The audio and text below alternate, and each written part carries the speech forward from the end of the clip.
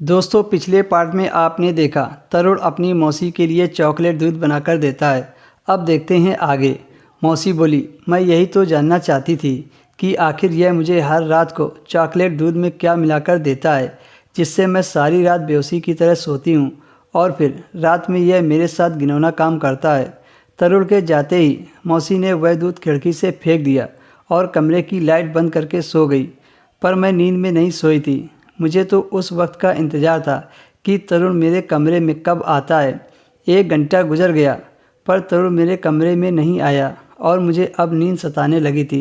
शायद तरुण को शक हो गया था कि मैं सोई नहीं हूँ। मेरे साथ इतना सब कुछ हो जाने के बाद अब मैं सहम गई थी।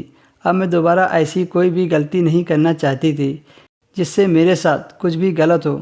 अब मैंने सोच लिया था कि सुबह उठकर मैं तरुण से कह दूंगी कि तुम अपने रहने का ठिकाना कहीं और देख लो। यह सब सोचने के बाद मैंने कमरे का दरवाज़ा बंद कर दिया और गहरी नींद में सो गई। पर सुबह जब मेरी आँख खुली तो मेरे कमरे का दरवाज़ा कोई बहुत ज़ोर ज़ोर से बजा रहा था। मैं घबराकर उठी और कमरे का दरवाज़ा खोला तो सामने तरुण को देखा। उसका चेहरा गुस्से से लाल था। उसने गुस्से में कहा, आपने दरवाज़ा अंदर से क्यों बंद किया? उसका रौब जमाकर मुझसे यूँ पूछना मुझे तबाह कर दिया। वह होता कौन है मुझसे इस तरह से बात करने वाला? उसको शायद तकलीफ़ इस बात की हुई थी कि उसका रास्ता मैंने बंद कर दिया था। जो गुनाह वह मेरे साथ करने वाला था, शायद आज उसकी आवाज़ पूरी ना हो सकी। जो हर रात मुझे दूध में नींद की दवा खिलाकर करता था, वह मुझसे यूँ उखड़कर बात कर रहा था। मैंने कहा, तुम होते कौन हो मुझसे यह सब पूछने वाले?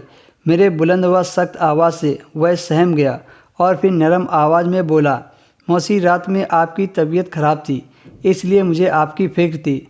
मैं कब से दरवाज़ा खुलवाने की कोशिश कर रहा था, पर जब आपने नहीं खोला तो मैं परेशान हो गया। दरवाज़ा पीटने लगा कि कहीं आपकी तबीयत ज़्यादा ना ख़राब हो गई हो, इसलिए मैं परेशान हो गया था। मुझे उसकी झूठी फ़िक्रमंदी और दिखावे की परेशानी देखकर उस पर गुस्सा आ रहा था।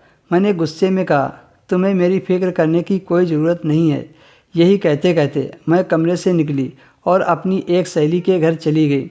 मेरे पड़ोस में मेरी ही उम्र की सहेली रहती थी और मैं उससे अपने मन की सारी बातें शेयर करती थी।